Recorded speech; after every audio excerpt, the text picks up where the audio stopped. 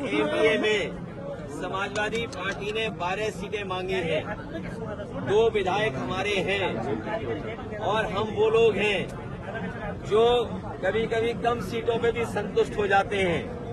कम से कम सम्मान की तरह जिस तरीके से समाजवादी लोग यहाँ तैयारी कर रहे हैं, इरशाद हैं। कल हम लोग मालेगांव थे, क्या ऐतिहासिक कार्यक्रम था, बारिश के बाद भी लोग हटे नहीं, गए नहीं। तो ऐसे तमाम सीटें हैं जिनकी जानकारी हमने दे दी। जहां पार्टी मजबूत है उनकी सीटें भी हमने घोषित कर दी। और एक बात मैं बताना चाहता हूं, मुझे तो ये बताया जाता था कि सबसे अच्छी सड़क महाराष्ट्र की है। कल मैं मालेगांव से लेकर के धुलिया आपके शहर तक आया हूं, मैं गड्ढे नहीं गिन पाया। ये टोल इसीलिए लेते हैं, लगता है गड्ढा भरने के लिए, लेकिन इस टोल से गड्ढा नहीं भरा जाता। आपकी जेब से पैसा निकाल करके ये अपनी जेब में रख ले रहे हैं और उसका परिणाम ये है कि सड़कों पे गड्ढे हैं। हमारे यहाँ उत्तर प्रदेश में जो सड़कें बनी हैं उसमें आप हवाई जहाज उतार सकते हैं। और जिस समय समाजवादी लोगों ने सुकोई, मिराज और हरक्यूलिस सड़क पे उतारा था, उसी समय देश के प्रधानमंत्री जी, देश के सड़क मंत्री ने ये कहा था कि हम ऐसी 30 हाईवे बनाएंगे जिन पर हवाई जहाज उतर सकता है।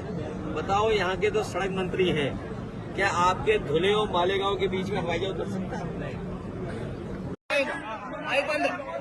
आप यहाँ पर आए हो, क्या कहेंगे? महाराष्ट्र भारतीय जनता पार्टी और महायुति गठबंधन ने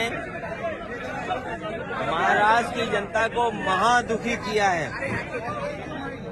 और जो स्मारक और प्रतिमा में घपले घोटाले देखे, यहाँ पर जो मैंने सड़कें देखी हैं,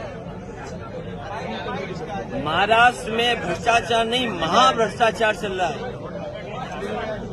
इन सब का जवाब इस बार जनता देने जा रही है। और महाराष्ट्र की सरकार, महायुति की सरकार, ये जनता के चुने हुए वोटों से सरकार नहीं बनी है। ये हत्याई हुई सरकार है। दबाव बना के, खोखा दे करके और लोगों को डरा करके सरकार बनी है। लोगों की जांच करके, लोगों को डरा करके, खोखा दे करके ये सरकार इन्होंने बनाई है। महाराष्ट्र की सरकार तो जाएगी जाएगी बीजेपी की। महाराष्ट्र के साथ दिल्ली की सरकार भी नहीं बचेगी। दिल्ली की सरकार भी जाने का काम होगा, क्योंकि दिल्ली की भी सरकार पूरे सहयोग और समर्थन वाली सरकार नहीं है। इसलिए महाराष्ट्र का ऐतिहासिक चुनाव होने जा रहा है। समाजवादी पार्टी का संगठन है। हमारी पार्टी के प्रदेश के अध्यक्ष अबू आसिम आजमी साहब पहले से विधायक रहेंगे, राज्यसभा मेंबर रहे हैं। हमारी पार्टी का रईस एक विधायक है, 2 विधायक हैं हमारे।